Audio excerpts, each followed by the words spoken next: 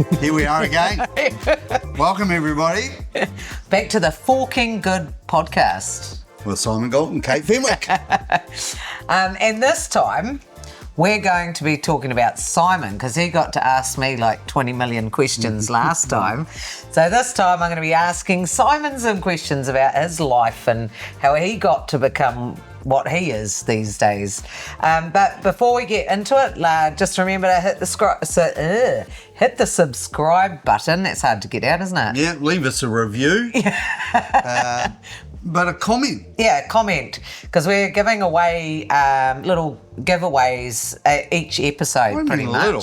It's like you're talking about a massive Christmas one, and all they've got to do is make a comment, and they're in the draw, right? Let's not downplay it. No, Huge. We've got little ones to give away, and then we've got a big one as well. So leave some comments below, and check out some of the sort of challenges we've dropped in there as well. And we always drop a challenge at the end of a podcast if we're going to drop a challenge. So make sure you make it to the end. It's a Forkin Good Podcast too, for a challenge, that's for sure. I meant to say it's a Forkin Good challenge. It's a Forkin Good challenge. Yeah, every time.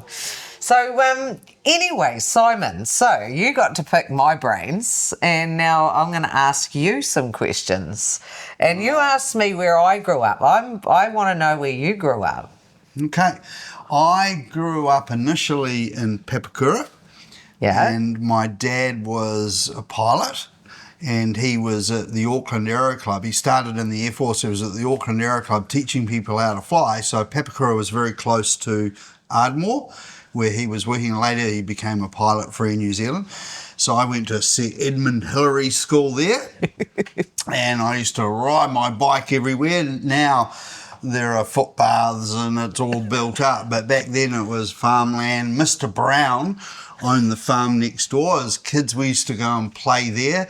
He'd get told off for stealing feijoas off his trees and things like that. Not that he had a shortage of feijoas, but he got grumpy when we got caught.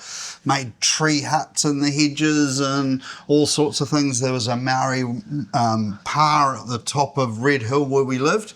So I played up there. It was a fantastic childhood. Really good. Is that where you got your love of flying? Because, you're just talking, I don't even think we've talked about that on the podcast, but you were saying we should actually do an episode in your glider one day. We should, yeah. The problem is only one seat, so it might be a little squish, but we could get a two-seater and go fly a glider. Yeah, I mean, my dad was a pilot, and I always used to think that was very cool. Like, I knew a lot of people at school whose dads had an office, but my dad had a real cool office, and it had a bunch of bars down the back of it too, which was even better. And going for a fly with Dad was a treat on a birthday. Yeah. Because I was like, Dad, can we go flying? Can we go flying?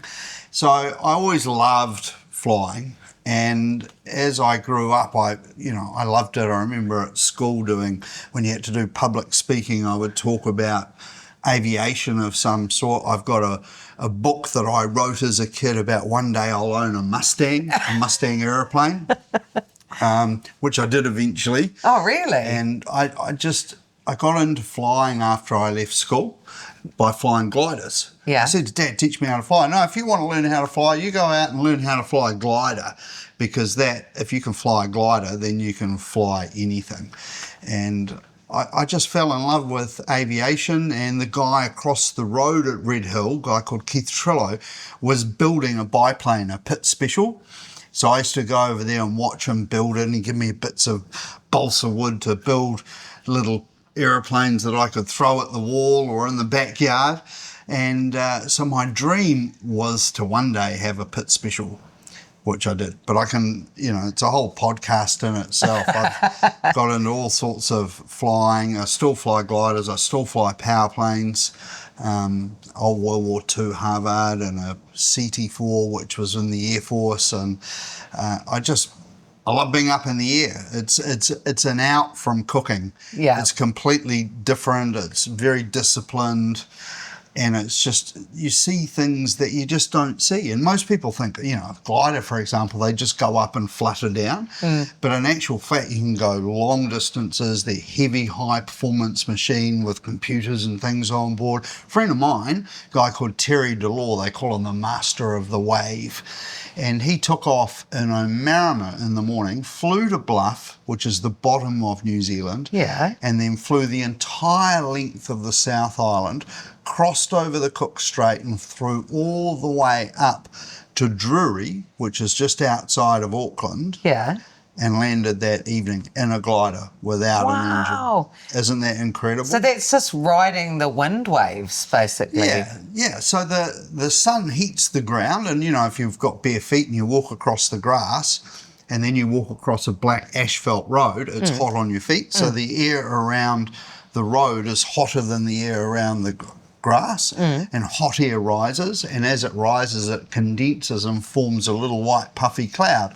So under that white puffy cloud there's a column of rising air, and if you're in a glider you can circle in that and go up, and then you look in the distance and see the next white puffy cloud and off you glide. Then there's another form of lift called ridge lift, where you got a hill and the wind comes along, might be a westerly, easterly blowing, it doesn't matter. If it hits the hill, the wind can't go through the hill, it's got to go up. So if you fly along the face of the hill, you're in ridge lift, so you can go very fast and be rising as you go. And then that air also goes up when it hits the hill and then eventually gets cold and then falls down and then bounces again, and then you get what you call wave, and you get lenticular clouds, and that can go to tremendous height. So you can fly higher than an airliner on oxygen in a glider and travel massive distances. It's one of the greatest sports to do, and New Zealand and the South Island is one of the best venues in the world for conditions for flying gliders. Is that because of the mountains all the way down? Yeah, all the Alps down there. Yeah, and the conditions and the wind. It is just tremendous. And there are gliding clubs all over New Zealand that you can go along and learn. If you can drive a car, you can learn how to fly a glider. Yeah. And people do it from all sorts of ages. I started when I was 16. But, you get people in their 70s coming along to learn how to fly a glider. And then there are competitions to see how fast you can fly around a course. It is so much fun. And, flying up there, it's you against the elements. And there's no motor, so it's there's silent. No spectators. Sometimes you get in a thermal and you look out and there's a hawk flying next to you, and you see them and they start looking at you. You see them turning their head, and then they go, holy shit, he's huge. And then they start flapping their wings to get away from you. But if there's a bird in the thermal, it's good lift, and that's the thermal you should be in to rise up to then carry on to the next thermal. So they're good thermals that are underneath the little white puffy clouds. So it's a cool sport. Yeah. I've just learned a whole lot about gliding that I had no idea about. There you go. I've always wondered about going in a glider because we see quite a lot of them out in Tauranga, and it fascinates me just seeing them out doing, just floating around. And well, you can go out there and have a trial flight and just go for a flight and see if you like it. You'll get to, have hands-on and control the glider. There'll be an instructor with you. They're all highly trained, and they teach you how to fly. And then after, the average person takes sort of 6 to 8 hours, and then you go fly by yourself. Oh, wow. I think that'd be a bit scary. No, it's good fun. So what, obviously, that's a big, your hobby really, and Hazel loves flying with you too? Hazel and I went flying quite some years ago, and she took to it no problems at all. First time she went, my dad said to me, whatever you do, don't do any aerobatics. And I took her and flew her over her mum's house, and we were going round and round because her mum was standing outside and Hazel couldn't see her. And I went round just many times when she eventually saw her, and then we headed off, and I looked at her and she looked as white as a ghost. I'm like, oh God, I better get this thing on the ground pretty quickly. So she was a little quiet for a while. And then, we did more flying. Then we didn't fly for probably 3 or 4 years, and then recently she said to me, Dad, when are we going to go flying again? I'm like, do you know how long I've been waiting for you to ask me that? Because I don't want to be that dad who's dragging her along for the sport that I love. Yeah. And so we went flying, and she loosens a strap off and leans forward and has a little fly, and we do loops and barrel rolls, and she's, Dad, can we do one more? One more, just one more. It's like me in a bar late at night. Should we just have one more? And just like flying and drinking, one more can send you over the edge. So I have to be a little bit careful of how many loops or rolls I do with her. Yeah, well, especially with your daughter, Yeah, look after a prized possession. Yeah, exactly. So when it comes to, obviously New Zealand knows you as, like this amazing chef. So what was the first thing? So obviously you've learnt flying when you were 16. When did you decide you wanted to be a chef? What made that happen? My first memory of cooking something really good was my sister's first birthday, and I was 8, so she's a bit younger than me. So I made her a birthday cake when I was 8 years old. That's the first thing I remember. My mum and dad had friends in the hospitality industry. And most people know that hospo, that's pretty social, right? Yeah. So mum and dad used to go to their friends' places. Well, it might be they worked in a hotel, the Waireki THC hotel we used to go to. They had other friends who had a catering business, so we used to go there. And there was also a guy called Des Britton, who was a very well-known chef who had a restaurant in Wellington called The Coachman. And somehow I always ended up getting into the kitchen.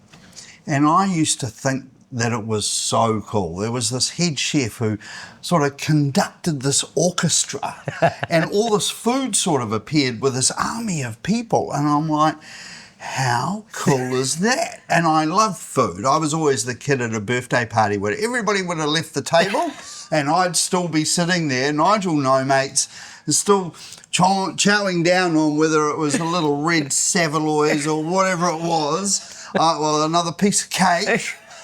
And, if you see me quite a few years ago, I was a bit bigger, so I like food. Yeah. And I decided that I wanted to be a chef and I wanted to own a restaurant, and that was what I really wanted to do. And I was determined to do that. I went through school, I finished my school certificate that we had to do, and then I remember I rang Des Britton at the Coachman and said, do you think I could maybe come and get an apprenticeship or come and work for you? And he said, do your parents know you're calling? And I'm, no. No. He said, what do you think they'll think about you moving to Wellington? I don't know. And he said, well, look, I've got a friend in Auckland called Tony Astle who has a restaurant called Antoine's. I'll give him a call and see if maybe he's got a position. So it came back and I got an interview with Tony Astle, and I went in and, I was not even 16, just probably about the time I was 15 turning 16. And all I can remember from the interview is one of Tony Astle's last questions. He said, who do your parents vote for? And obviously I said the right thing because he offered me an apprenticeship. Did you even know who your parents vote for? I don't know, I must have at the time because I clearly said something and it was right, and now he's quite vocal about who he likes, so I don't think that would have changed since then. But so I started an apprenticeship with Antoine's, and that's a whole another story in itself. Shall I carry on? Well, that was actually one of my questions, was the first thing that you can remember cooking, but obviously that was your sister's birthday cake. Yeah. So tell me, how did that turn out? It was an ice cream cake with one candle. Ice cream cake. But I was 8 years old, right? And I put colours through the ice cream, and I made it in a fudge container. Yeah. So it wasn't very spectacular. No, but you still did it. I did it. I mean, that's pretty special, isn't it? Yeah. I'm sure my sister doesn't remember, but it seemed good at the time. That's so sweet. That's so sweet. It's so nice to have done that for your sister. So what, in your career, okay, let's talk the beginning of your career. What's your best memory from the early days when you were becoming a chef? Well, I'll tell you my first memory, and then I'll tell you one of my better memories. But I remember when I first turned up for my first day for my apprenticeship at Antoine's, and he said, well, the first thing you've got to know is that you need to be really good at washing dishes. So you're going to be heading down the road to the Exchange Tavern, and I have the restaurant above that. And once the chef tells me that you're amazing at washing dishes, then you can come and work in my kitchen. But you'll be there for at least 6 weeks. So I was like, oh, I thought I was going to conduct the orchestra on day one, right? So off I go down the road to become the dishwasher. Some people call it KPs, dish pigs, whatever. It was a job that had to be done. So I thought, well, the sooner I get this out of the way, the better. So I immersed myself in that, and I had worked in school holidays washing dishes in an Italian restaurant for friends, and mum and dad had this Italian place. So I knew what... So you were an experienced dishwasher. I knew the ropes to a certain extent. So I just went hard washing dishes until finally I got the call that I could go to Antoine's and start my apprenticeship properly. And I remember the first morning I went in there, I was asked to cut all this fish up for a raw fish dish.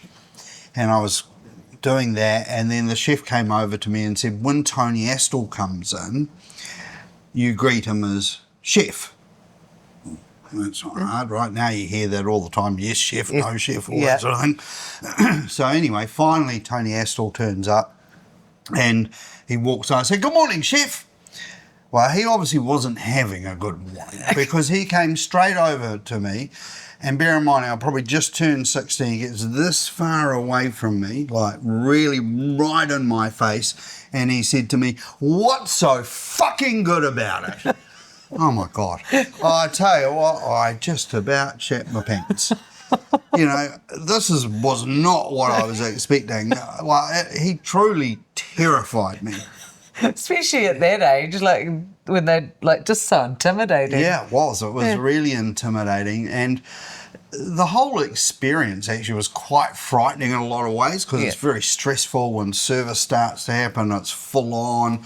There's no niceties, I mean, Tony Astle made Gordon Ramsay look like a pussy, let me tell you. I remember one day I cut a piece of eye fillet for a steak tartare, which is a raw steak dish, and you have to cut it just the right size. And it went on a little platter. And I was in the back part of the kitchen, very small back part of the kitchen, where we did all the side dishes. We cooked the duck, made the soufflés, did the desserts out the back. And you pass things through this little hole in the wall to the front kitchen. And I passed this eye fillet cut ready for him to do a steak tartare. And all of a sudden I was aware that this steak was airborne and it was coming at me. And I was like, yes, best I do something about this. So I took about 3 steps back and caught it underhand. Well, clearly Tony Astle was not very happy about this because he came around to the back kitchen, grabbed it off me and threw it at me again. Well, let me tell you, I never cut the steak the wrong size ever again.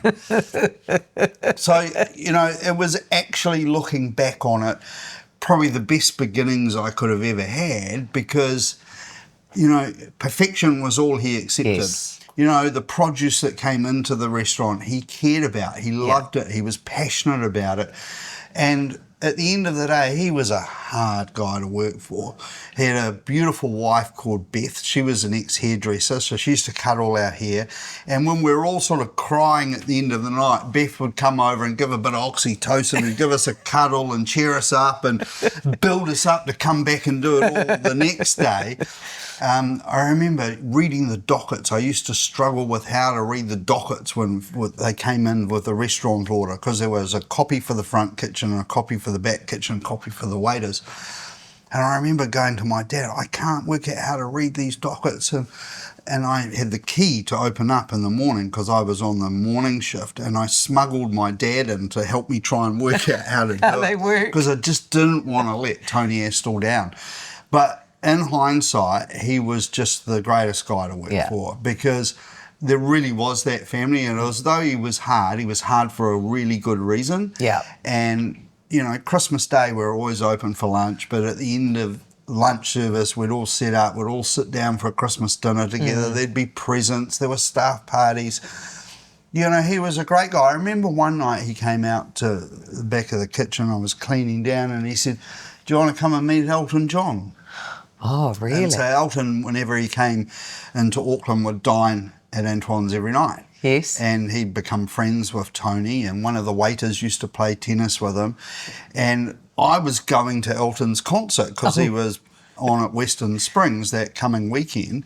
And I'm like, how cool is this? I'm going to go and meet Elton John. So I went out into the restaurant. I sat next to Elton John and spoke to him until about 3 o'clock in the morning, just talking to him. And I was talking to him about gliding.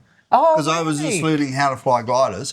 And then I was telling my mates on Saturday, I was sitting having a drink with Elton John the other night. Nobody believed me. No. Nobody believed me. But it was honest to God truth. You know, it was pretty And you didn't have cool. social media back then to record it. No, there was no photo, no nothing, anything like that. But, yeah, there were just so many great experiences working there of the different people that came in. We catered for some pretty cool weddings there. It was just, you know, it was the top restaurant in town. So, you know, anybody important coming to town would come to Antoine's.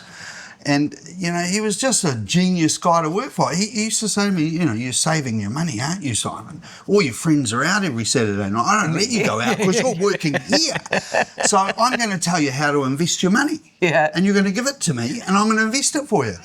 And, you know, back in those days, that's what he said, that's what you did, right? He was kind of like Dad. Yeah. You know, Dad, you know, it was Tony and then there was Mum who was Beth, you know, because you lived there, right? You worked long hours. Chefs do sort of, you live and breathe. Yeah, you're there.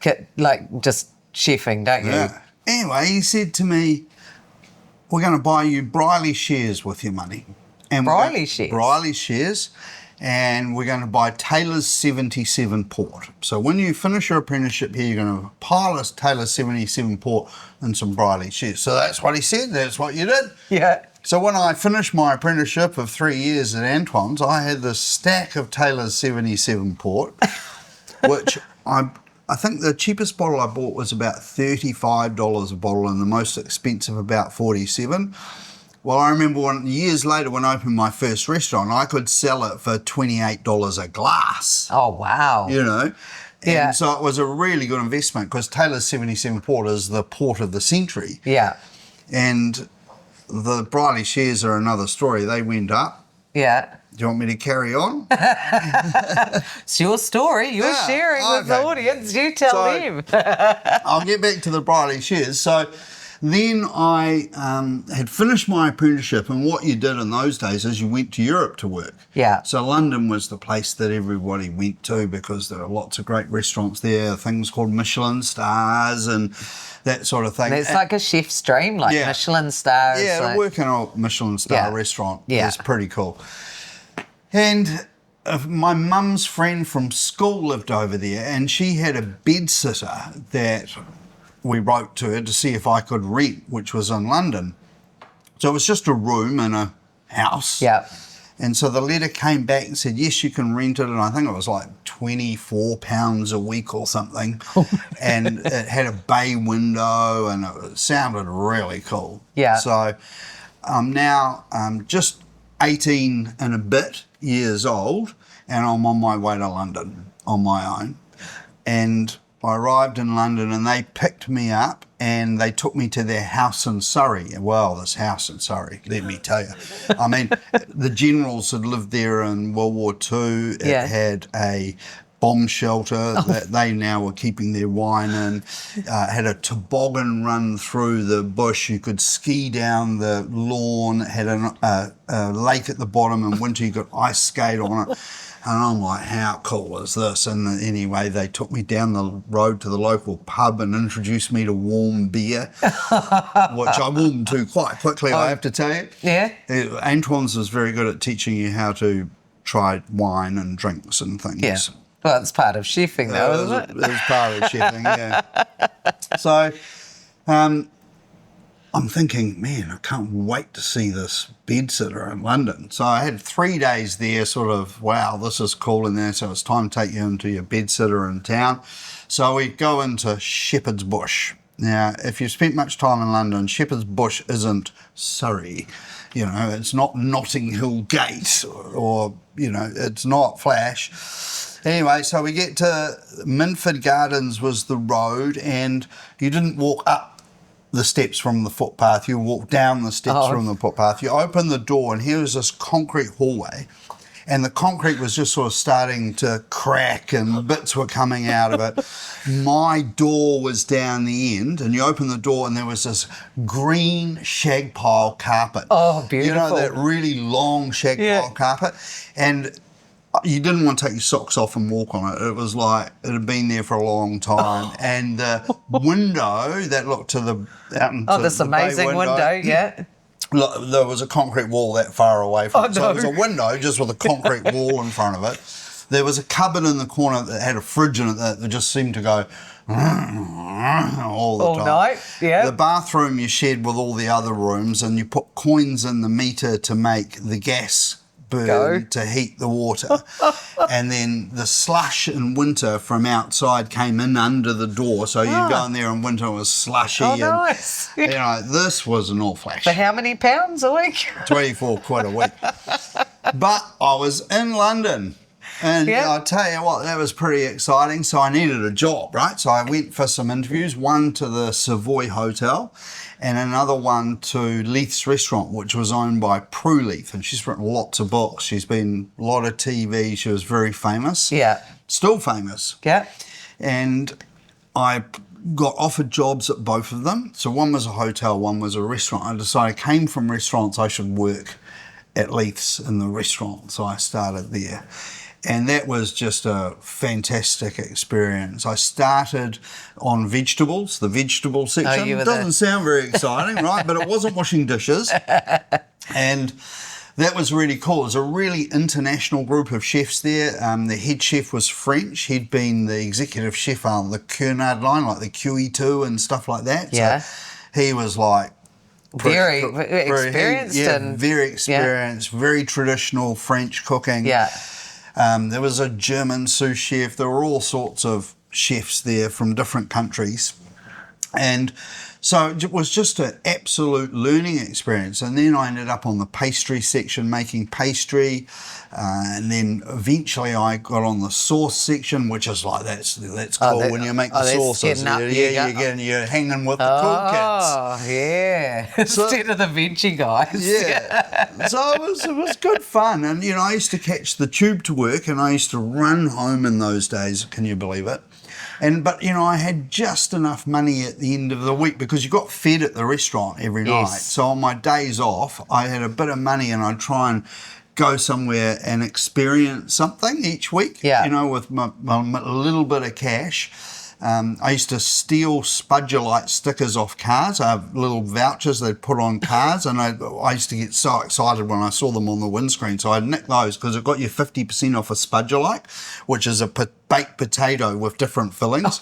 So that was that's what you were living on the weekends. A cheap way. And in my bedsitter through work, I used to buy a box of baked bean cans. I remember 16p for a can of baked beans. So I'd just eat cold baked beans when I was at home. Oh, cold baked beans. And then eat out on my Spudulite vouchers or wherever I could afford. I remember one day I was walking past the Royal Albert Hall, and that's a pretty famous place, right? And somebody's going, £5 a ticket, £5 a ticket. And I was like, wow, I could afford £5. I wanted to go and see what the Royal Albert Hall was like. Yeah.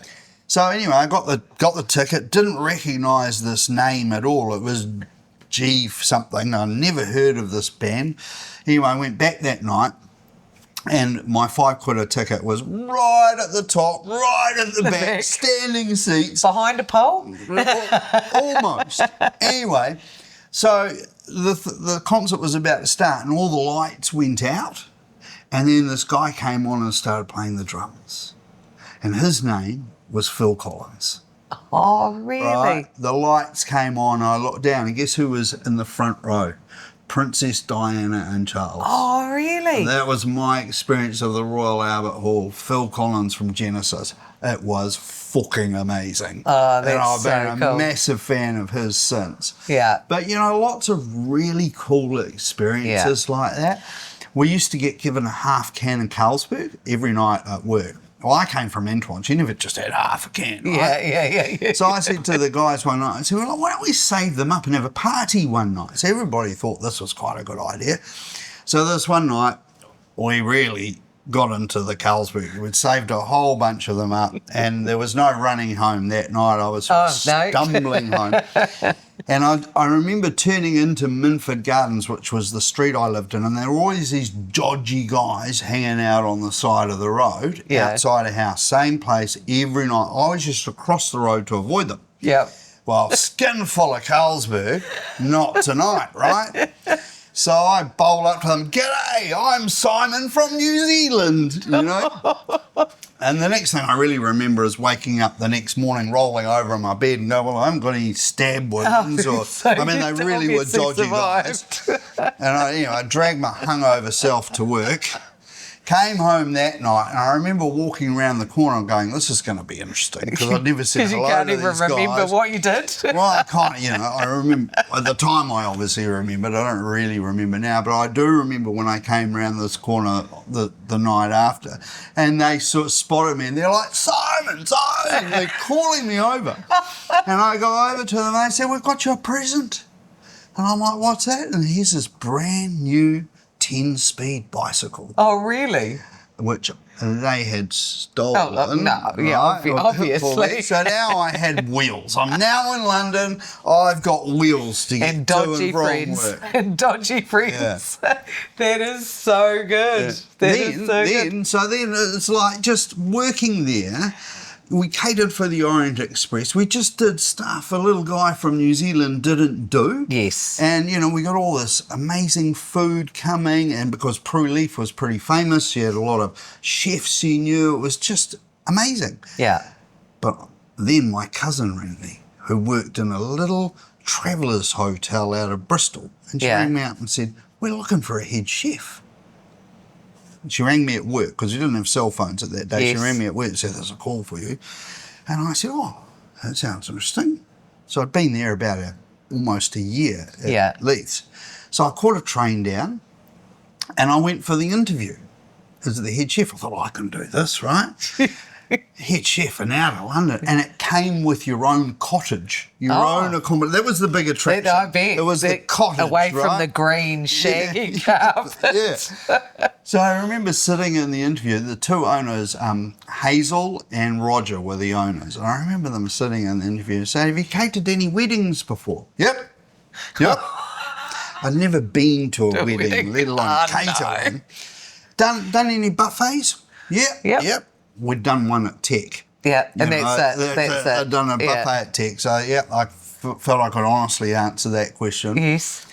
And anyway, they gave me the job. So I went back and I handed my notice in, and they were a bit grumpy with me, but I got a really good reference and everything. Off I went. Now I'm in my cottage.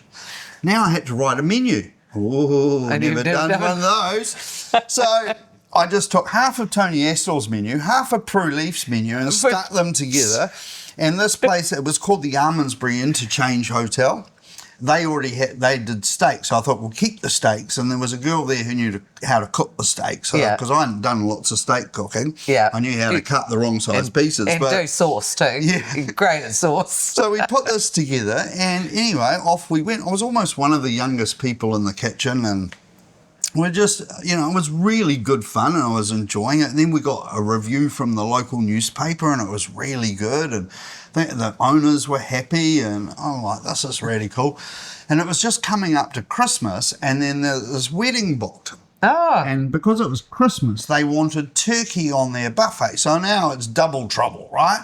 Yeah. I've got a wedding to do, and it's a buffet, and I've done none of the above. Yeah. I ordered the turkey that they wanted. This turkey turned up, and it was the size of a small bean bag.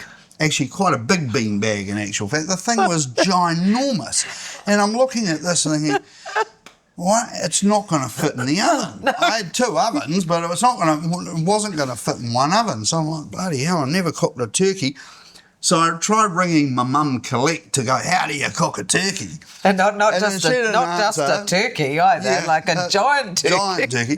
So she didn't answer the phone. So then I rang Leith's Yeah. Spoke to the chef there and said, help, how do I cook a turkey? He said, well, you got to make a brine and you got to brine it. So he told me all that, and I can do all that. And I said, but it won't fit in the oven. He said, well, just cut it down the middle and put, a side in each oven. Yeah. Oh, I'm like, okay. So anyway, I brined this thing a couple of days, and then I took it out, dried it off, and I roasted half a side in each oven. And I'll never forget, I'm out at the buffet, the moment of truth.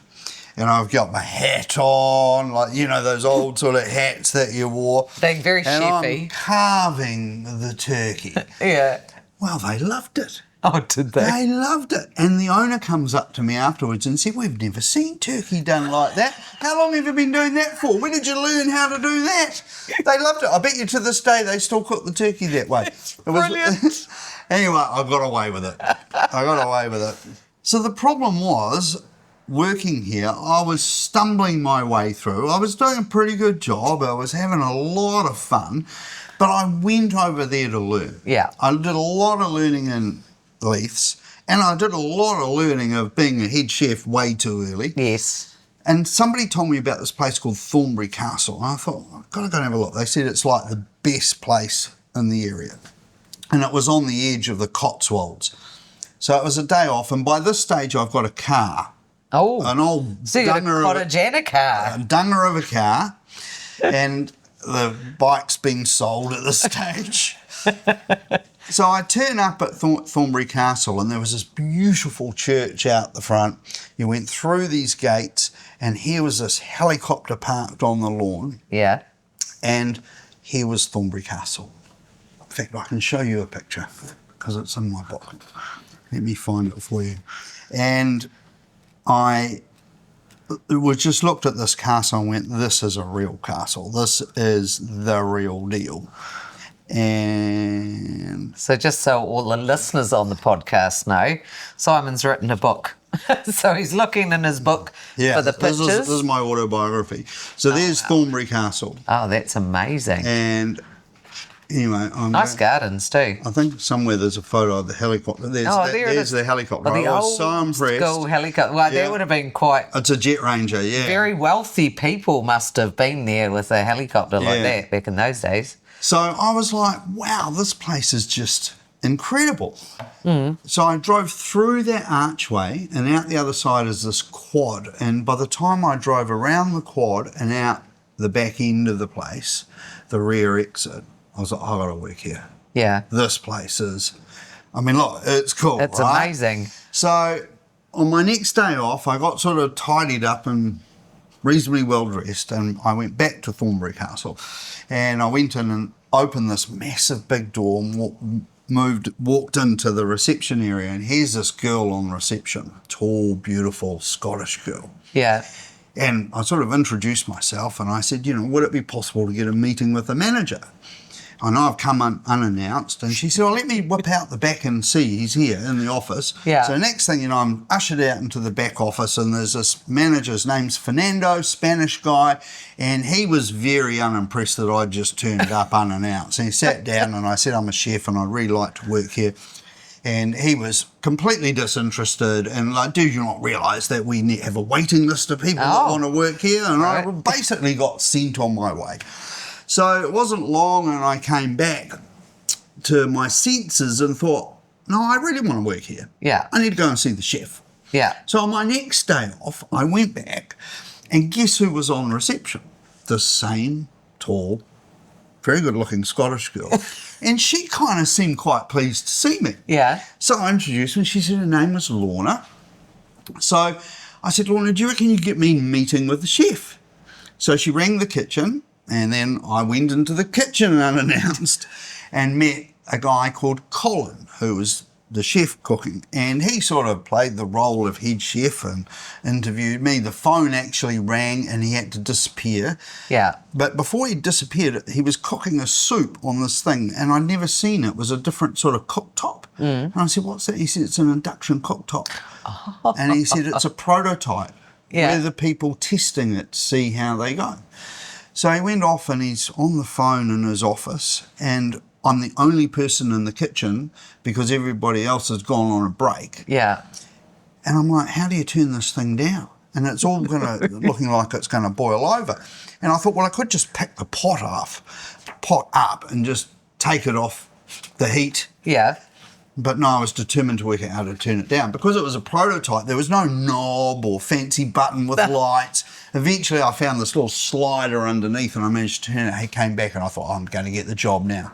I've saved the day. Yeah. Anyway, so he said, look, he's going to think about it and give me your address. So I had to declare I was at the Almondsbury Interchange Hotel. And he didn't look too impressed about that because he knew of it. It's a traveller's hotel. It was not flash like this place. Yeah. Anyway, about a week later, the letter arrives. Oh, I was so excited. It had the wax stamp on the back, what you would expect from a castle 100 years ago. All calligraphy written. Oh, beautiful. Opened it, thick card, opened it up, the Thornbury Castle logo. But it was a Dear John letter. Oh, it was like, I didn't get the job. You're on our waiting list now, and it recommended some other prestige hotels. So I was pretty gutted. Even though you'd cooked the most amazing turkey. Yeah. You couldn't get the job. But about a week later, and I might be exaggerating, or I don't remember how long later, I saw this magazine, and on the front cover of the magazine was a picture of Thornbury Castle. Oh, really? And I opened it up, centre page spread. Here was the chef with his arms folded, and it said Kenneth Bell, MBE, first Michelin star outside of London, owner of Thornbury Castle. That wasn't the chef I saw. Oh. This was not the chef I saw.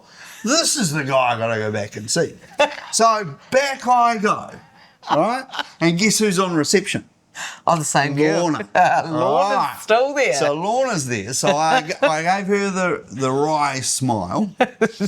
Lorna's another story. But anyway, we can get to that later. So she made a call, and Kenneth Bell lived in an apartment upstairs. Yeah. And came back and said, he'll see you in half an hour. Go and wait in the garden. So I went to the garden and sat in a chair that was carved out in the hedge. Oh, wow, look at that. So this is like the most beautifully manicured hedge that you'll ever see. Huge. With a deck chair in there, well, sort of like a sort of park chair. Yeah, park bench, yeah. So I sat there for my half an hour, and just before the half an hour was up, a girl came out in a chef's jacket with a bucket and a pair of scissors. And I suddenly realised I was sitting in front of the hugest herb garden I'd ever seen. Oh, really? And she was coming to cut the herbs for lunch. Yeah. Well, that was it. Like, for a chef, that is the business. And the herb garden I've got at home. Oh, yeah, I've seen your herb garden. I'm into that stuff, right? Yeah. Be able to pick it fresh, how it's growing. Yeah. Has it been sprayed? Has it not been sprayed, etc. Yeah. So in I go, determined. And in comes Kenneth Bell. I'm now in the library. Yeah. Beautiful. He comes in, what can I do for you, young man? And I said, oh, Mr. Bell, this is my third time coming here trying to get a job. I don't care whether you pay me. I don't care whether I have to make beds, because they had 12 bedrooms there, beautiful, prestige sort of hotel bedrooms. I just want to work in your kitchen. Yeah. And you could tell he had not heard that line before. Yeah. And he asked me where I was working, so I told him about Leith's, and I did declare about the Almondsbury Interchange Hotel. He knew Prue Leith. Yeah. I had a reference, and we started chatting, and then he said, what do you like doing for a hobby? And I said, I fly gliders. And he said, I fly gliders. Oh, my goodness. And to cut a long story short, he had a French guy working for him, and he said, I don't really like him, and it's time he left. You can start. So I went back, handed my notice in, moved into the castle. We all lived in the castle. And let me tell you, this place was amazing. And Lorna lived there too. Oh. So it was Lorna lived there too. Most of the staff lived there. And it was just amazing. We had a cheese room. Yeah. The cheese truck would come every week and we'd go out, look at the cheeses. Truffles would come from Alba in Italy or Perigord from France. The Scottish salmon would come. Wow. Famous people came there. You know, one of the rooms you could turn the cross on the wall and the door would open into the ensuite. That's like the stuff of dreams, eh? Yeah, like and you know, secret Michelin rooms star, and one of the best experiences of my life working there. And the very cool thing was, I ended up opening my first restaurant when my visa ran out back in New Zealand when I was 22, and Kenneth Bell got married in my restaurant. Oh, really? Yeah. That's amazing. Yeah, so it's pretty cool. That's I think I've exciting. rabbited on, but that's a sort of a snippet into that's the start of my career.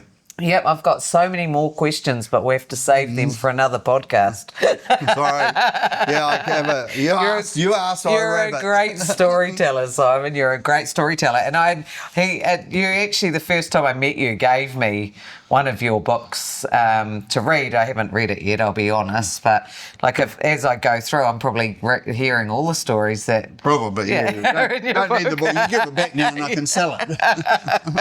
But no, it's fascinating. Maybe we can put one of these books into the Christmas hat yes, for let's our do prize. that. If people, any comment puts you in the draw. Yep, and that's going to be drawn in December. Yeah. So that's going to be cool. And we'll sort of just give you a little bit more and a little bit more each week just to tease you into joining us on this journey.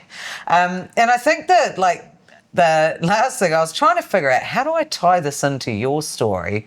But I suppose, like, you know, in your career, you've really, like, seen what you've wanted. You've had the dream and you have not given up until you have got, like, in that early stage. I don't know, maybe it's changed.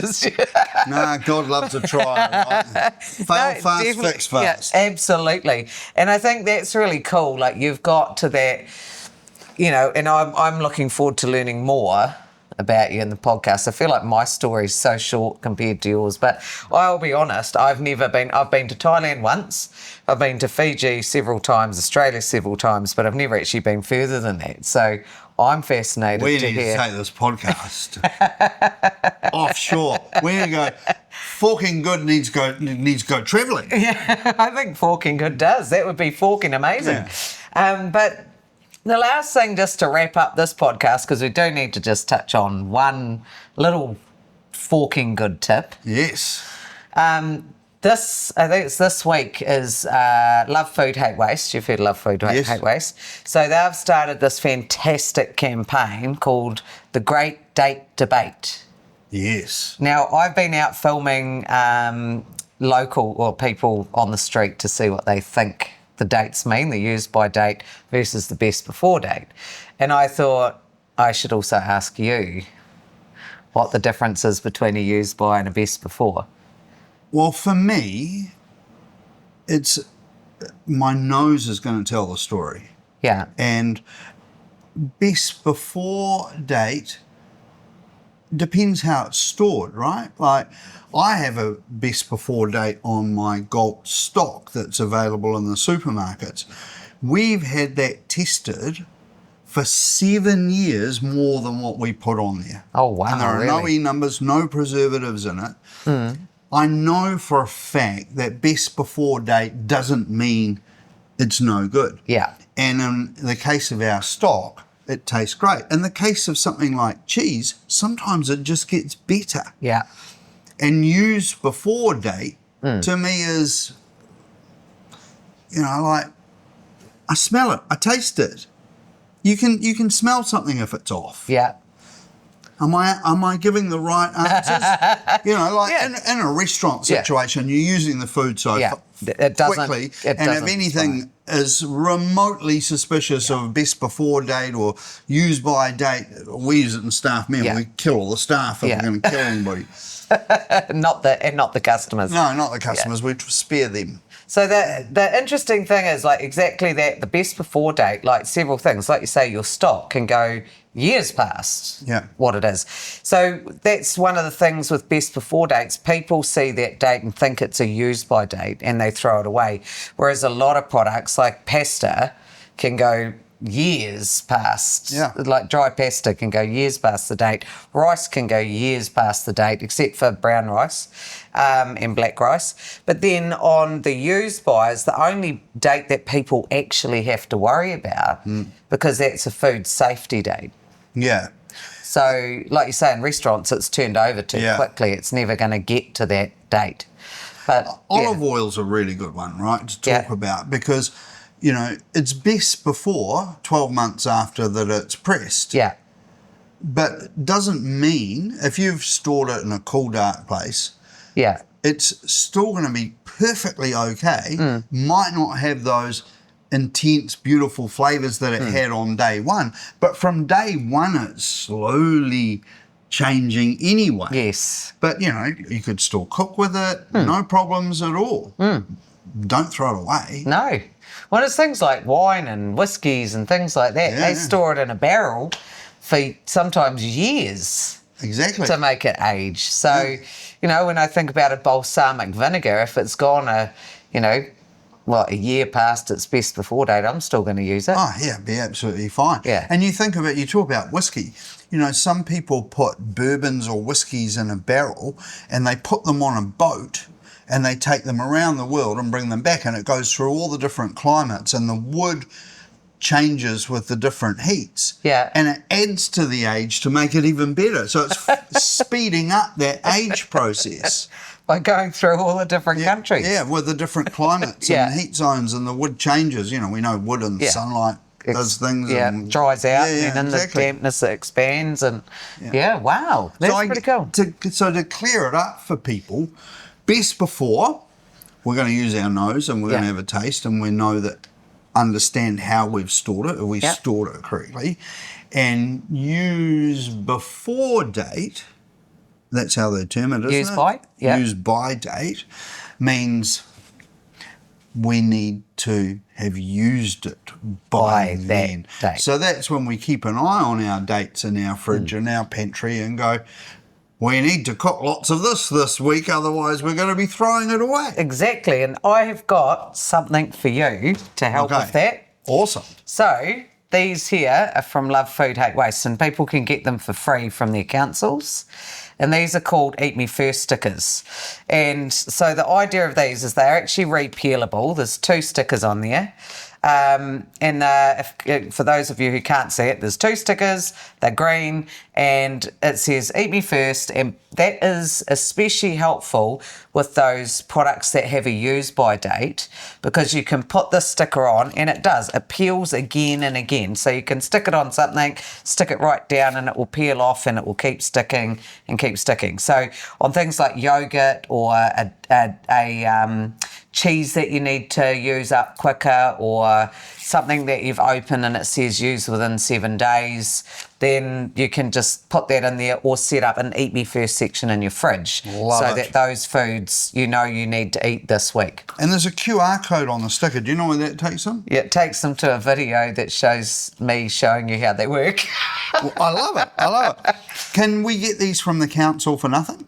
Yes, you can. And you can also get them from Love Food Hate Waste on their website, but you do have to pay shipping because they don't make anything out of these. Well, maybe I might get some more of these. Well, I'm leaving these here. I could give these away with people when they come into my deli. I'm leaving those here for you. And we'll use them. They're great. I love it. You can use them. You can give them away, and when you need some more, I'll suss it out for you.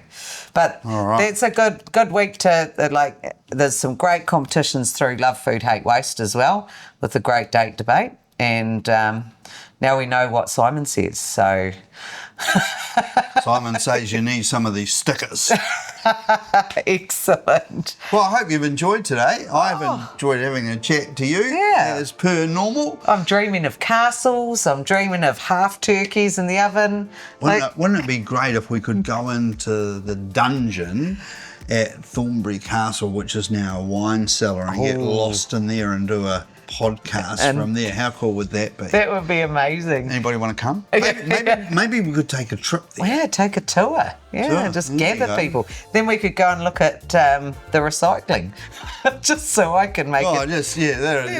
Just cap it off, wasn't it? Straight out of the wine cellar to see some recycling. Well, the thing is, I'm thinking then I can make it tax deductible, I've got to go and see a recycling plant. No, but I love it, and this is really cool. I think getting to know each other is awesome, and I've still got about 10 questions, so we can deal with those we're going to deal with them like maybe one a week. I'm going to work on it one a week maybe. But no, thank you guys for joining us so much, and I hope you're enjoying learning a little bit more about Simon, a little bit more about myself, and and this is the start of our journey really. We're only, a few weeks into our podcast, and we're excited, and we really want to know what you want to learn, what information you'd like from Simon, some tips. Like, is there anything that you want in the podcast? Please put comments underneath our YouTube channel if you want to learn more. Subscribe and join our little community. Have a chat with us. Give us a thumbs up if you've enjoyed today. But really, what I want to say on behalf of Kate and I is thanks for watching. Yeah.